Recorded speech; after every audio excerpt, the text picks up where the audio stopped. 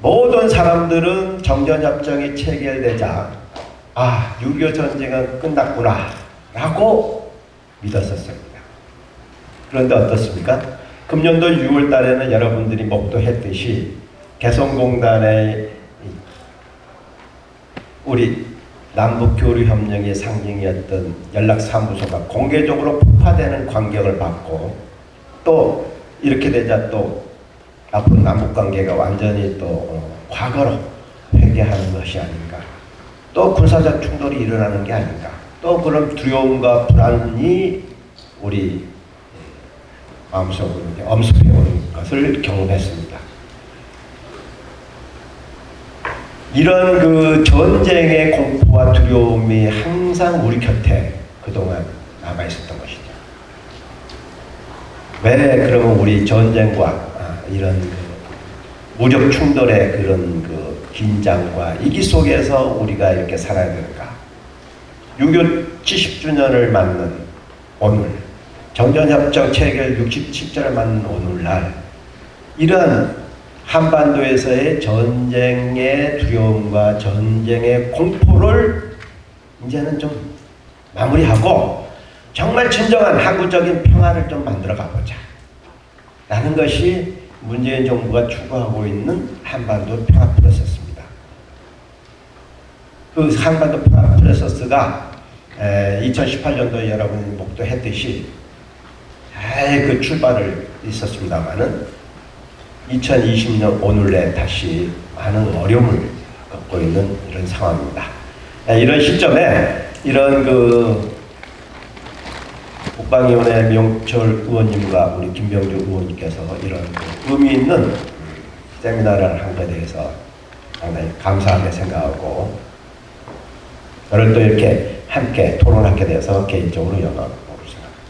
그러면 발제를 시작하겠습니다. 제가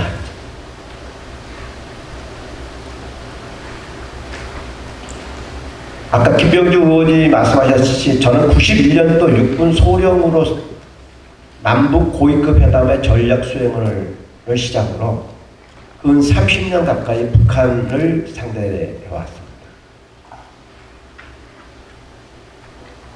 제가 상대하는 인물들은 여러분 보다시피 지금 대남 정책과 대미 정책을 실무적으로 총괄하는 인물, 김영철 당중앙위원회 부위원장이죠.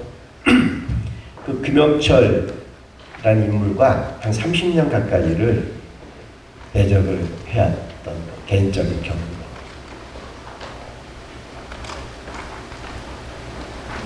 (30년) 가까이 제가 상대했던 인물들이 김영철 말씀드렸듯이, 그 다음에 미성권, 지금 예모상이죠.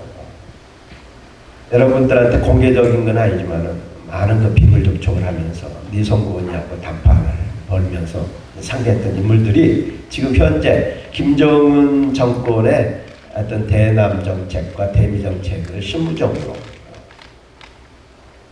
고민하고 또 대처하는 그 인물들이죠. 그럼 이제 오늘 그럼 주제가 정전체제인데, 정전체제라는 게 도대체 뭔가를 많은 일반인들은 잘 이해가 부족한 시점입니다.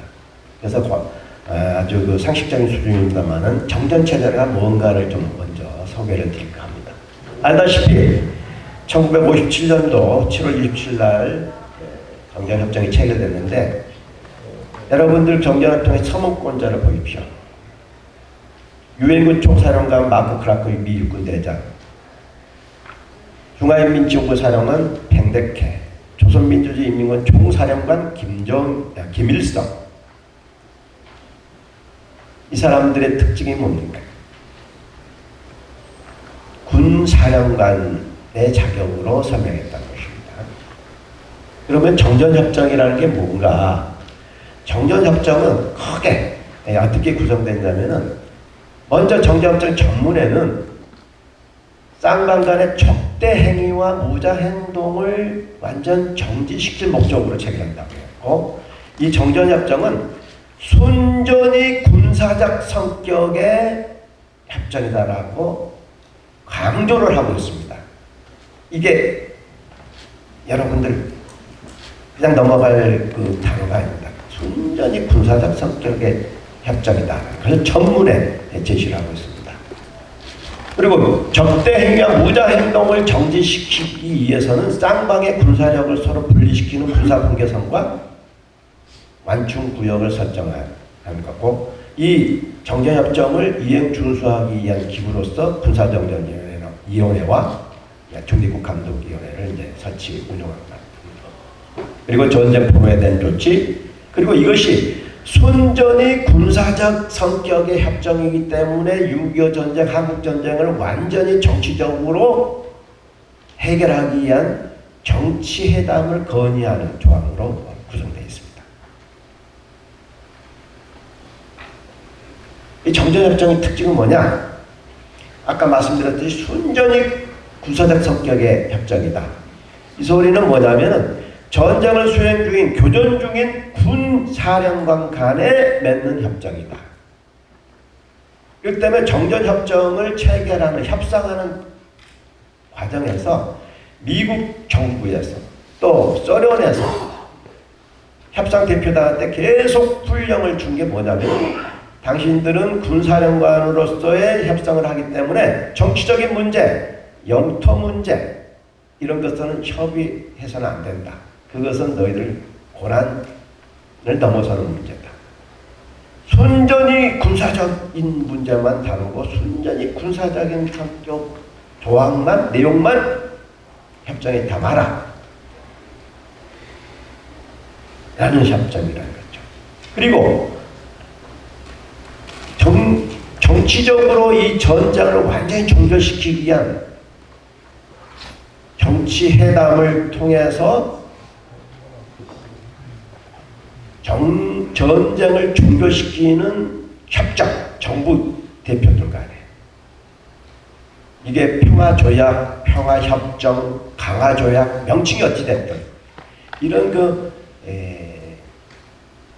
전쟁을 완전히 종결시키는 협정을 체결하기 전까지 임시적으로, 과도적으로 적용하는 협정이라는 것이죠. 그렇기 때문에 3개월 내에 정치회담을 통해서 이 전쟁을 종결시키는 회담을 하라고 규정을 해놨죠. 60회조에. 아주 그 거칠게 표현하면은 이 정전협정은 3개월 동안 적용하기 위해서 만든 협정입니다. 그런데 오늘 67년 동안이 이 정전협정이 지속됩니다.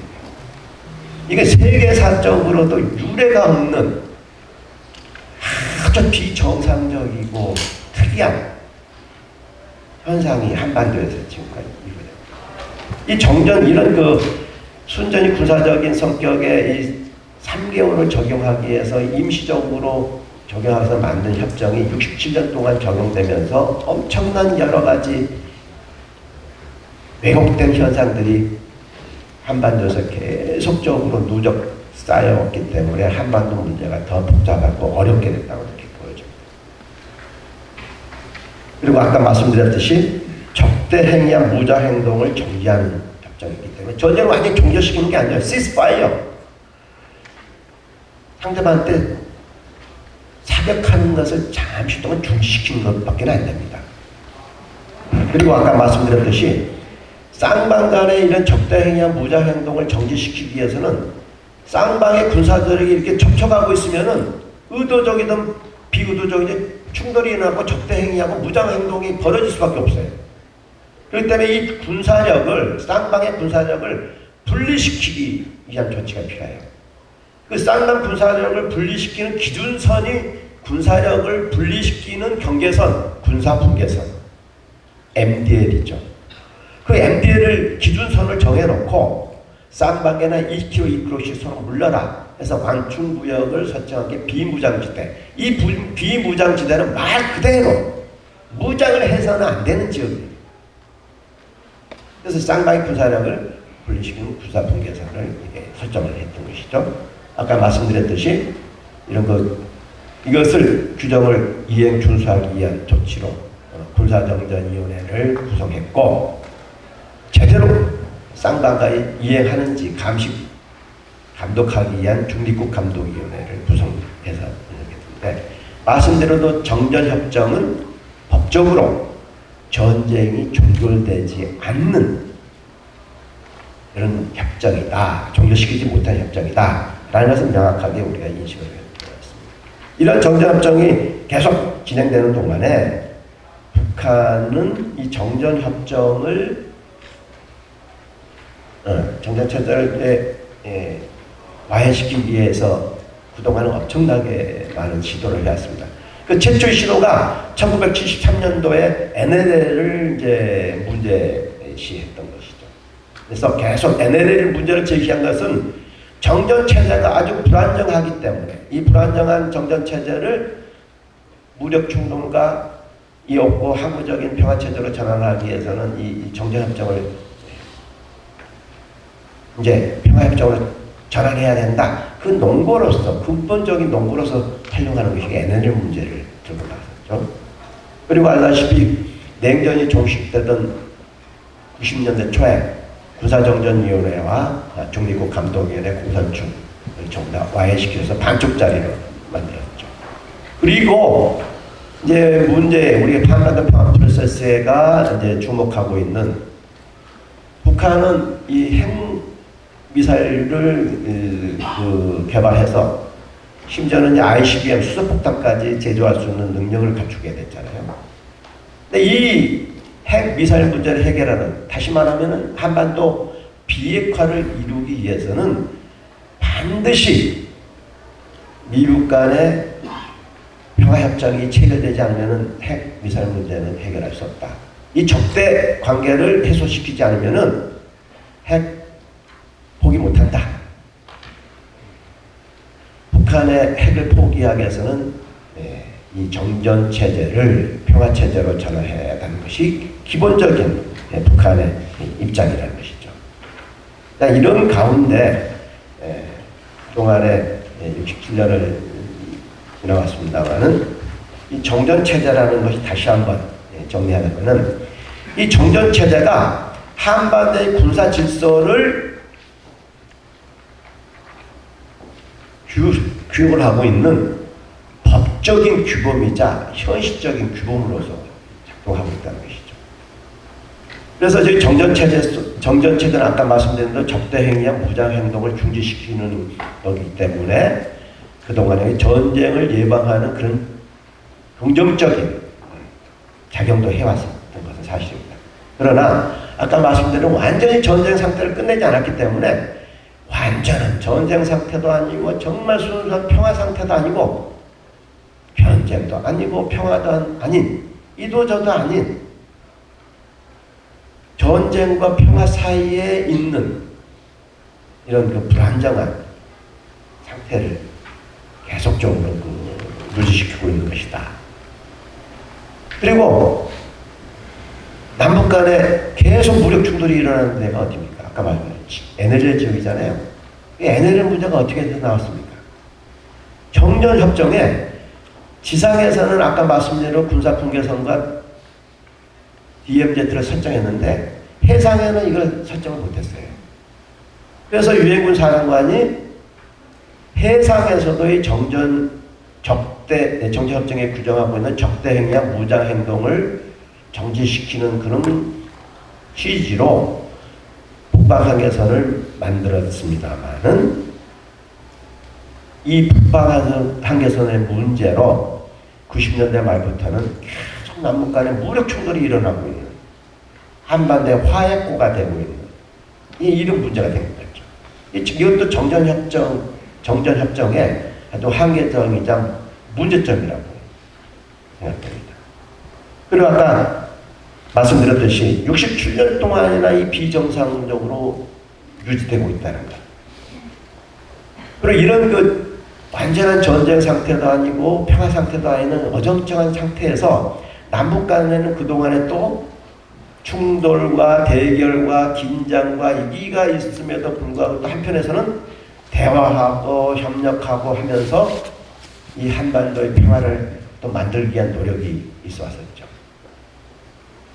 남북 기본합의서를 채택했었고 1차 정상회담, 2차 정상회담 이런 그 남북 간의 대화와 협력을 통해서 이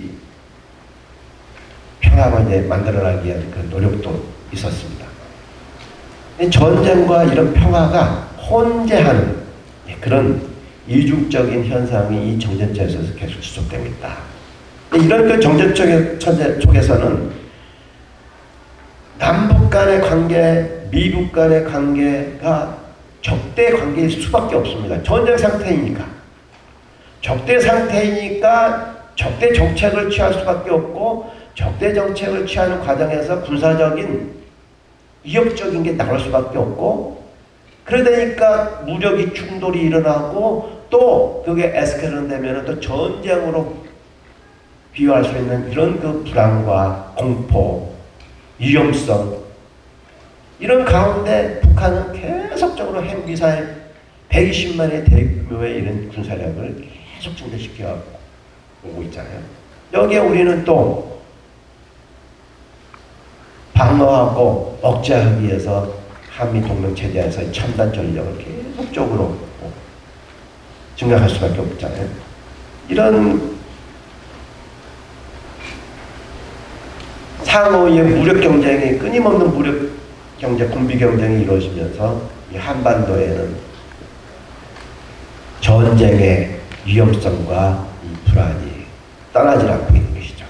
자, 이런 것들을 아까 말씀드린 대로 이제는 좀 해결해보자 하는 것이 문재인 정부가 추구하는 한반도의 평화 프로세스입니다.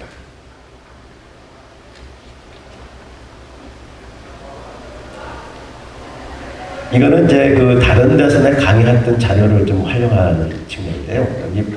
이 우리 문재인 정부의 안보 전략이 이제 그 수립되는 그 배경의 기초로서 얘기를 하고 있습니다. 알다시피 그 한반도는 단순하게 한반도 문제가 아니고 동북아 전략 구조 속에서 이게 한반도 문제가 다뤄지고 있는데 동북아 이 전략 구조는 미국과 중국의 어떤 신내면적인 그 전략적인 경쟁 속에서 이 동북아 문제와 한반도 문제가 다루어지고 있다는 것입니다. 그러면 이 한반도 문제를 우리 스스로 해결하지 못하고 또다시 미국과 중국한테 맡길 것인가? 우리의 운명을 심각하게 고민을 해야 됩니다.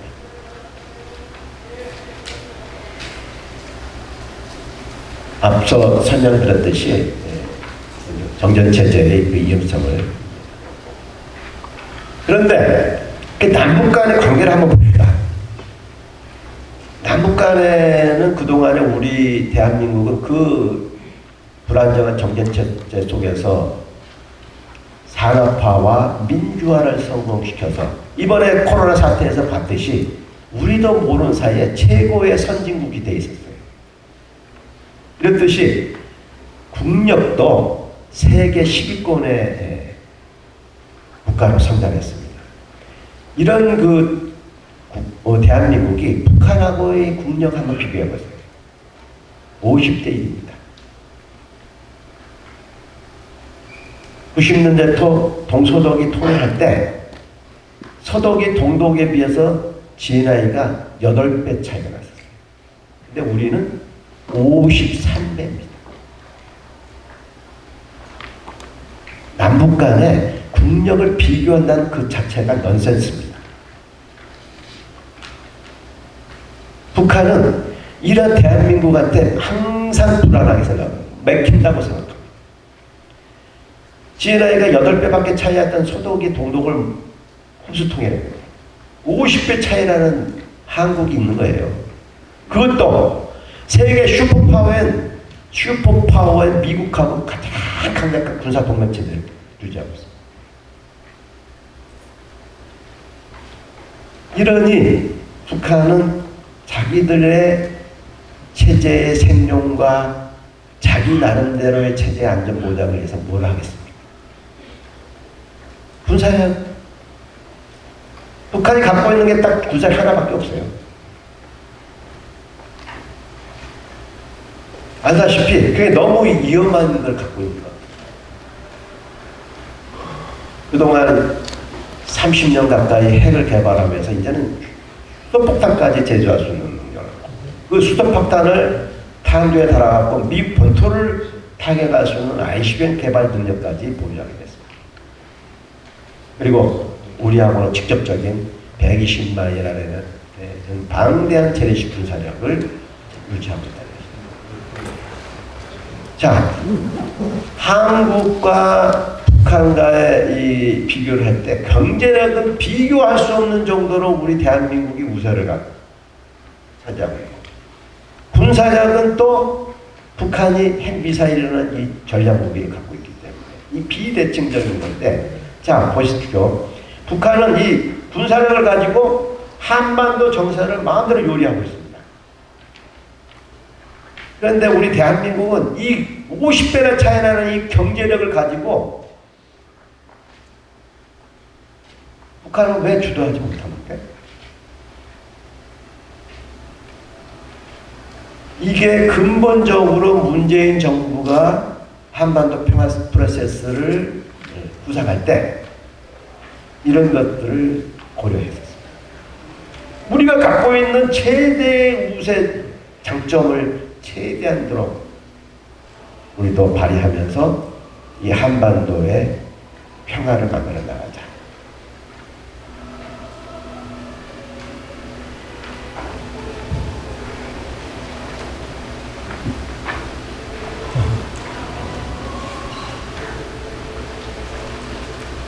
그러면 북한이 왜 저렇게 핵과 미사일 120만의 방대한 구사를 쳤습니까? 저는 북한은 아까 말씀드린 대로 체제 경신이 끝났습니다. 냉전 종식 이후에 완전히 국제적인 고립 속에 여러분 알다시피 모든 기반 시설들이 다 무너졌어요. 계속 생존해 오고 있습니다. 외부에서 지원을 받지 않으면 생존할 수가 없어요. 먹는 문제도 해결 못합니다. 북한 체제의, 북한 정권의 가장 최우선적인 목표는 생존하는 것입니다. 생존하기 위해서는 체제의 안전 보장이 필요합니다. 그런데 이 생존과 체제 안전 보장을 위해서는 반드시 미국하고 관계를 개선할 수밖에 없습니다. 왜? 북한은 국제사회에서 정상적으로 활동을 할 수가 없습니다. 모든 경제 시스템에 정상적으로 접근할 수가 없습니다. 적대관계, 미국과 적대관계 속에서 북한이 얘기하는 전 세계적인 이 제재망이 촘촘하게 중첩돼서 촘촘하게 차있기 때문에 정상적으로 활동할 수가 없어요. 그렇기 때문에 미국과 적대관계를 해소해서 국제사회에서 정상적인 국가로 작동하려면 미국하고 관계 개선이 필요할 겁니다. 관계 개선을 하게 되면은 걔네들이 요구하고 있는 이 적대 관계를 해소시키면서 평화체제로 전환해 나갈 수가 있죠. 군사적인 위협을 해소시킬 수가 있습니다. 정상적인 관계니까. 그 다음에 경제 제재 이런 것도 해제시킬 수가 있어 경제력을 회복시킬 수가 있어요.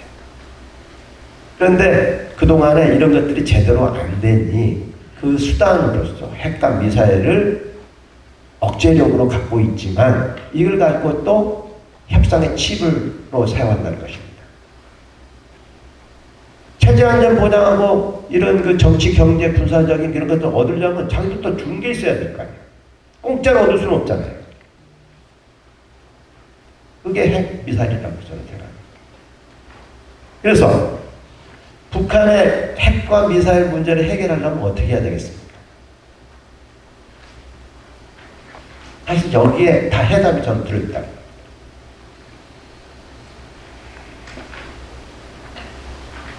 그동안에 우리가 한반도 평화를 위해서 여러 가지 노력을 하지 않았던 것이 아니에요. 하지만은 하나도 제대로 해결하지 못했어요. 왜 그동안 그렇게 해결이 안 됐을까? 가장 중요한 게 정치적 의지력이 좀 부족하지 않을까. 정말로 관련 당사국들이 한반도 문제를 해결할 의지를, 확고한 의지를 갖고 이 문제를 해결하려고 달려들었다면 오늘날 이 정도의 지경이 유지되지 않다고 생각합니다. 그래서 이런 한반도 문제를 근본적으로 해결해 나가지 않으면은 북한의 핵 문제, 남북 간의 군사적인 충돌과 전쟁의 위험 문제, 이런 문제를 해결할 수가 없다. 그래서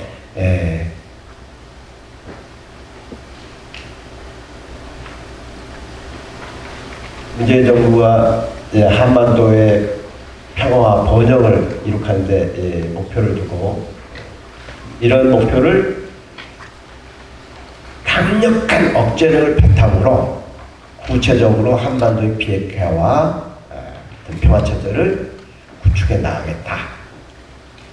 이것은 억제와 개입의 투트랙 전략을 통해서 하겠다.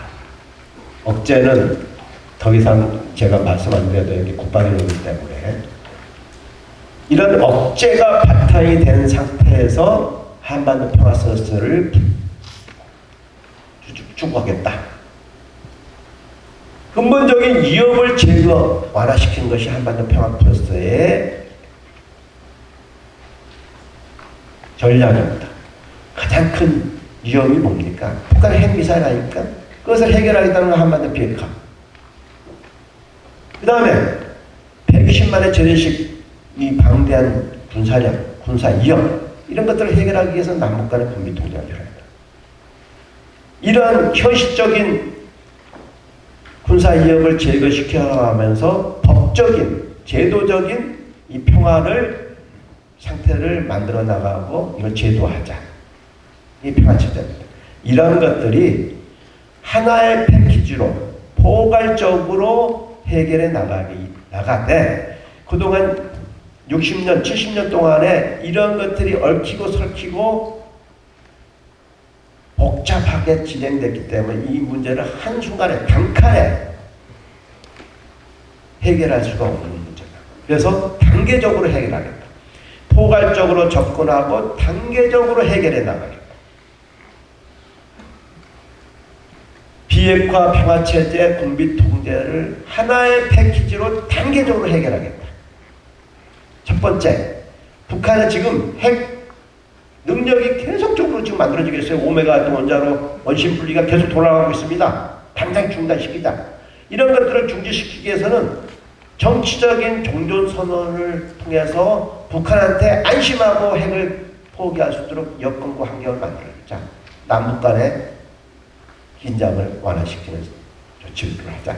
진전되면은 연변의 핵단지를 비롯해서 원심 분리기 기지 이런 핵 개발 시설과 장비 이런 것들 전부 다 해체해서 다시는 핵을 개발하지 않도록 하자.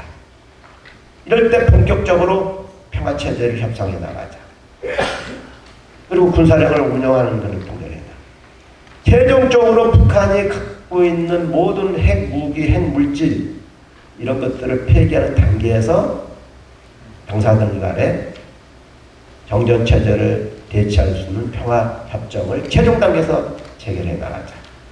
이런 단계에서는 남북 간에 군사력도 감축할 수 있는 구조적 군비 통제를 나가자. 이런 구상을 가지고 적극적으로 그동안에 문재인 정부가 일관되게 계속 이런 구상을 천명을 해왔었죠. 그러다가 2017년도 12월 29일 날 화성 15호 즉 미국 본토를 타격할 수 있는 ICBM을 성공하면서 북한이 핵무력 공동의 회담을 통해서 남북 간에도 한반도 비핵화와 평화체제를 같이 해결해 나가자라고 처음으로 합의를 했습니다. 전략적 결단을 했다고 합니다. 그 약속대로 핵실험장 폭파했죠. 그럼 가운데 이제 6.17, 6월 10일 날에 알다시피 미국과 북한 간의 이 적대 관계를 새로운 정상적인 관계로 수립해 나가자. 항구적인 평화체제로 구축해 나가자. 이거는 미국이 좀 해다오. 그러면은 북한이 완전한 비핵화를 해 나가겠다. 선물로 미군 유해를 송환해야겠다. 이것을 북한은 이렇게 합의한 것을 같이 합의된 것을 평행에서 합의를 이행해 나가자라고 이제 요구를 하고 있어요. 여기에 따라서 이제 이런 조치들이 이루어지게 됐고, 이런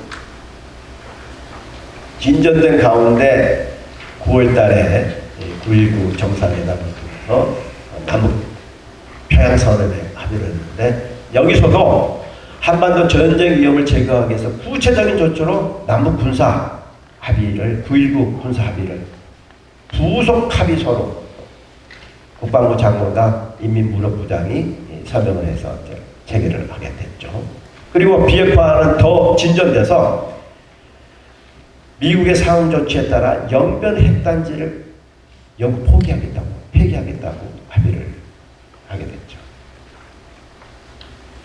이런 진전된 상황에서 우리는 이제 국방위원회이기 때문에 군사 합의가 중요하기 때문에 잠깐 소개드리면, 군사 합의가 대표적인 적대 행위를 중지하는 게 가장 핵심적인 내용입니다. 지혜상에서 이 적대 행위가 일어나지 않도록 완충구역을 설정해서 충돌이 일어나지 않도록 했던 것이고, 그 다음에 비무장지대를 평화지대로 만들자. GP 철수하고 JSA 비무장화시키고, 또 평화적인 유해를 공동 발굴하고, 또 한강 하구가 자유롭게 이용하게 정전협정이 되어 있는데 그것이 제대로 이행되지 않으니까 공동조사에서 자유롭게 활용하자 하는 의미로 한강 하구에 대한 활용을 합의를 했던 것이죠. 이런 것들은 전부 다 정전협정에 합의된 내용들입니다. 정전협정을 정상화시키는 조치로서 이것은 평화체제로 전환하는 데 기반을 완전히 탄탄히 다지는 그런 합의였다. 그리고 군사공동의회를 이용해서 앞으로 대규모 군사 훈련 문제, 무력 즉각 문제, 정찰 행위 문제, 이런 것들을 협의해 나가자 했는데, 많은 사람들이 이거 오해를 하고 있어요. 이거를 합의한 걸로 이런 문제를 지속적으로 협의해 나가자고 합의한 것이지, 이것을 하겠다라고 합의한 게 아닙니다. 이 소리는 뭐냐면 남북 간에 서로 남북 간에 근본적인 입장 차이가 있다 라는 것을 합의한 겁니다.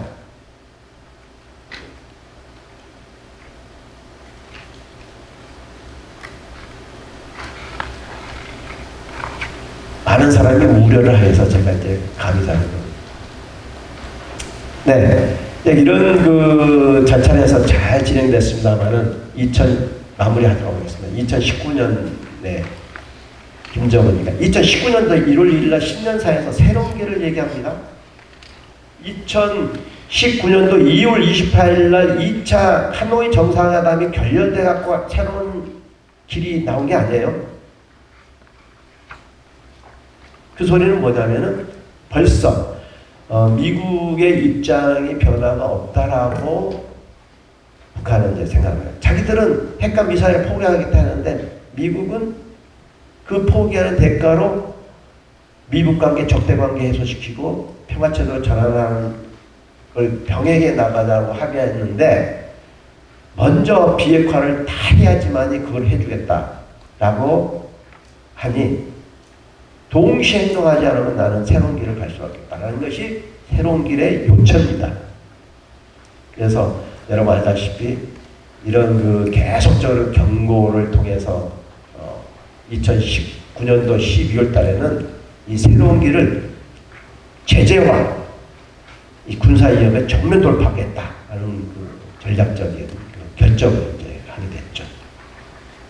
이런 것들이 제대로 이행되지 않았던 것은 미국의 입장 변화가 전혀 없었던 것은 볼턴이 스스로 다 얘기했었어요. 정상간의 협상도 그것을 구체적으로 협의하고 이행하고 구체적인 방안을 강구해야 될 볼턴이 얘가 생각이 전혀 없는 거예요. 파토나기를 바라는 거예요. 이게 제대로 되겠습니까? 그러면서 이제 미국 관계가 교착 상태에 있다. 모든 남북 관계 전면적으로 이제 단절돼 버리니까 올해 이런 그 히스테릭한 그 반응을 보여준 것이죠. 그래서 연락사무소 폭파까지 하고 군사적인 조치까지 경고했습니다만은 이 정도 수준에서 조정을 한 거죠. 결국은 김여정이가 문제 제기를 했습니다는 결국은 김여정이가 해답을 또 얘기를 했어요. 이 한반도 비핵화, 이 남북관계 이런 것들은 합의했던 걸 병행해서 동시적으로 이행해 나가자. 단계별로. 이것을 할 생각이 없으면 미국 비핵화 협상 기대하지 말라. 이 의미입니다. 이런 거에 대해서 한국 정부, 문재인 정부도 더 적극적인 역할을 해라. 이 의사 표현이 금년도 6월 달에 북한의 행동이라고 저는 해석합니다.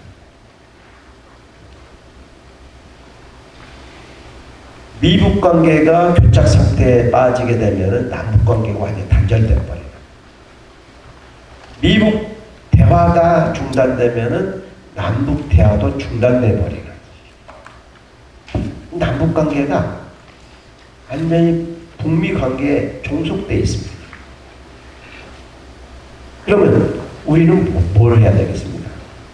이 종속된 관계 속에서 서로 역할 분담해서 서로가 미북 관계와 남북 관계가 조화롭고 균형되게 진전될 수 있도록 우리 역할을 찾아야 됩니다.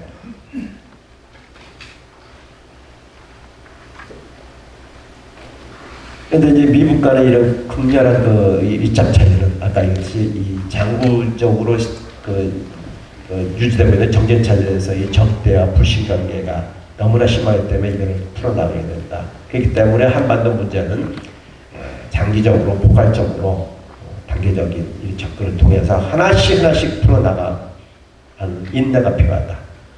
그 당장의 미북 비핵화 협상을 진전하기 위해서는 북한의 비핵화하고 아까 말씀드린 대로 미국의 상응한 조치가 변형되지 않으면은 비핵화 협상은 재개되기도 어려울 뿐만 아니라 한다 하더라도 진전되기가 어렵다. 같이 이루어져야 된다. 그러기 위해서는 우리가 당사자로서 보다 적극적이고 창의적인 역할을 찾아내서 더 노력을 하고 더 우리가 역할을 해야 된다라고 말씀드리겠습니다. 이런 과정을 통해서 이런 그 정전체제를 항구적인 평화체제로 저는 해나가겠다고 생각합니다. 네, 제가 좀 시간을 오버한 것 같습니다. 이상으로 발표 마치도록 하겠습니다.